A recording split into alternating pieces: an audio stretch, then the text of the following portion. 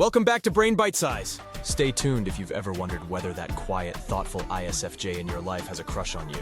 Today we're diving into the subtle but telling signs that an ISFJ likes you. 1. Increased acts of service. So imagine you've had a rough day and suddenly your ISFJ friend shows up with your favorite meal. Pretty sweet, right? This isn't just random kindness. It's their way of saying, hey, I care about you. Now picture this, you're buried in work and they step in to help without even being asked. It's like having your own personal superhero, but instead of a cape, they've got a helping hand. You know how some people might write you a love poem? An ISFJ's version of a love poem is fixing that annoying squeaky door in your apartment. Romantic, right?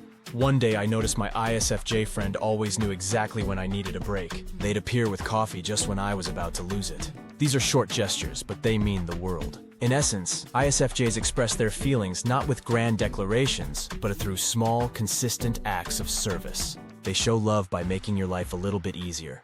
One thoughtful action at a time. Number 2, more personal conversations. Have you ever noticed how an ISFJ starts sharing more about their personal life with you? It's like they've opened a secret door that's usually kept locked. Talking about their dreams, fears, and memories is a pretty big deal. It's kind of funny, really. One minute you're talking about the weather, and the next, they're telling you about their childhood dog, Sparky, who could do backflips. You know they trust you when they start getting into those stories.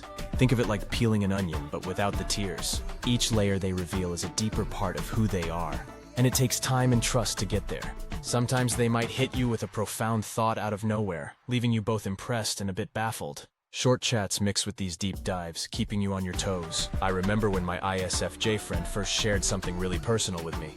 It was like a light bulb moment. I realized, wow, they really trust me. It's a special feeling when someone opens up like that. 3. Physical proximity and touch. Have you ever noticed how some people always seem to be close to you? If an ISFJ likes you, they'll be a bit more touchy-feely than usual. But in a good way, I promise. It's like having a friendly cat that likes to nuzzle up to you.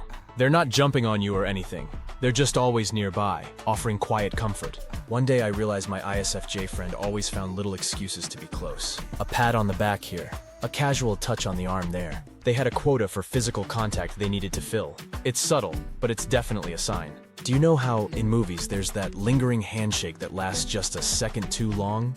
ISFJs do that, but they're way smoother about it. They use short gestures mixed with occasional longer touches. Imagine you're at a party and suddenly find your ISFJ friend standing just a bit closer than usual. It's not in your face, just a bit more present. I remember initially feeling slightly puzzled, then realizing, oh, this means something.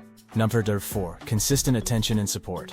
Ever notice how an ISFJ always seems to remember the little things about your life? Like they know exactly when your big presentation is and wish you luck without you having to remind them. It's like having a personal cheerleader who never drops the pom-poms. Picture this. You're having one of those days where everything goes wrong. Suddenly your ISFJ friend shows up with your favorite snack and a listening ear. They're like a comforting hug in human form, always there when you need them. Imagine you're a plant and the ISFJ is your gardener. They know exactly when you need watering, support, and sunlight, attention. They tend to you consistently, helping you grow and thrive. One day, my ISFJ friend texted me just to check how my week was going. It wasn't a big deal, but it made my day.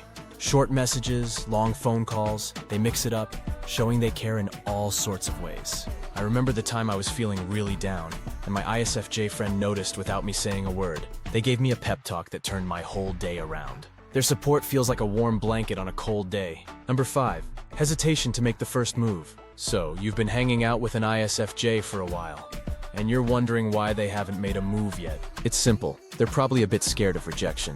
They don't want to risk it all by making the first move. Imagine it like this. An ISFJ making the first move is like trying to jump into a freezing pool. They dip their toes in, but it's going to take a lot of courage for them to dive right in. I always found it a bit amusing. Here's this person who can organize a perfect surprise party, but gets all flustered at the idea of holding your hand. Classic ISFJ. They're like a cautious cat, inching closer but never quite ready to pounce. They'll hover near, showing signs of affection, but that final leap? That's the tricky part. Once, I had an ISFJ friend who clearly liked someone, but just couldn't take the plunge. It was so obvious to everyone else, but to them, the risk felt enormous. I knew I had to help bridge that gap somehow. So, if you're into an ISFJ and waiting for them to make the first move, you might need to step up. Take the initiative. A small respectful gesture can go a long way in breaking the ice. Remember, these signs might be subtle, but they're genuine. If you enjoyed this video and want more insights into personality types and relationships, Don't forget to like, comment, and subscribe to Brain Bitesize. Thanks for watching, and we'll see you next time.